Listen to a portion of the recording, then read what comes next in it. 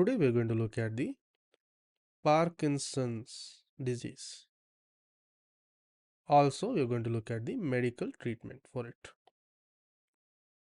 So, to begin with questions, the first question is name the dopamine precursor which is helpful in the treatment of Parkinson's. So, this will be first question. The second question will be name the dopamine. Name the dopamine agonist. So, here we want to look at the ergot derivatives. The third question is name the antimuscarinics. So you'll find these answers in this video and learn a lot more about this subject. So to begin with, first we need to know that under the medical treatment, there is a category known as the increasing in the dopaminergic activity.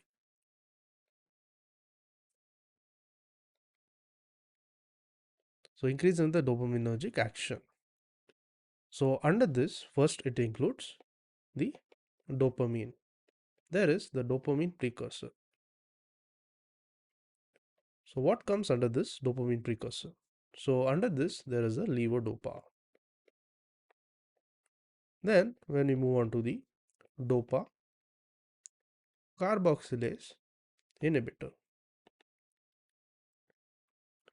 So under this, it includes there is the carbidopa, as well as the benzerazide. There is benzerazide as well. Then as we move further, looking at the dopamine agonist. So dopamine agonist, we are going to look at the ergot derivatives. So under the ergot derivatives, this includes the bromocryptine. Next, the carbergoline, the pergolide, as well as the glyceride. Next, moving ahead, we also look at the dopamine agonist. The dopamine agonist. And this time we are going to look at the non-ergot derivatives. Non-ergot derivatives. So under this, it includes, there is the ropinirole. Then comes the pramipexole. There is also the rotigotine. Then there comes the apomorphine. The next category we are going to look at is the dopamine facilitator. So under the dopamine facilitator, we got the amantadine. Next we look at the MAO inhibitors. So under the MAO inhibitors, it includes the selegiline as well as the resagiline. Then we look at the COMT inhibitors. So under the COMT inhibitors, it includes the tolcapone and the entcapone. So this was about the increase in dopaminergic action. Next, we go on to the anticholinergics. So under the anticholinergics,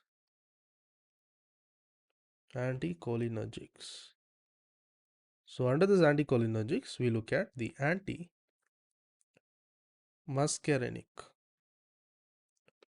So this includes, there is the benzhexol, that is a trihexyphenidyl. Then there is also the benztropine and the procyclidine. Next we look at the H1 antagonist. So what does this H1 antagonist include? It includes there is a promethazine.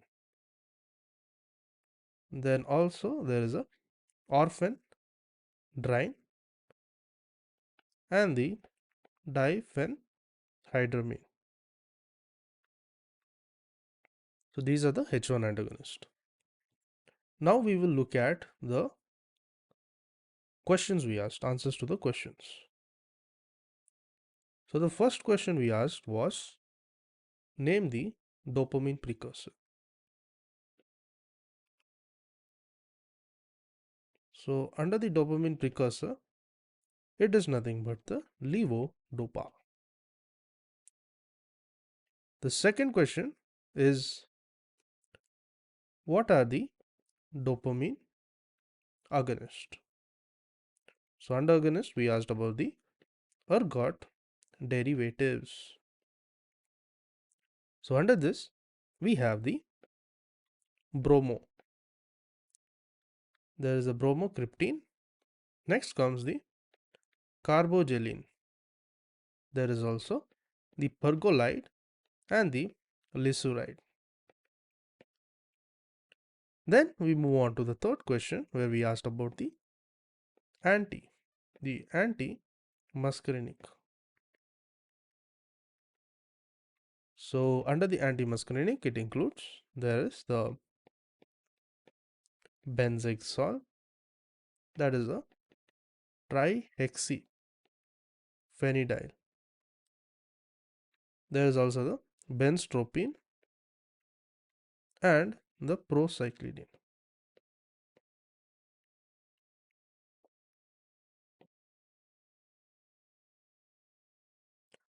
Now we are going to look at the bonus questions. So the first question, you can answer these questions in the comments. So the first question we want to ask is, what are the dopa decarboxylase inhibitors? The examples. The second question will be, name some dopamine agonist. By agonist, we mean that it is the non-ergot derivatives.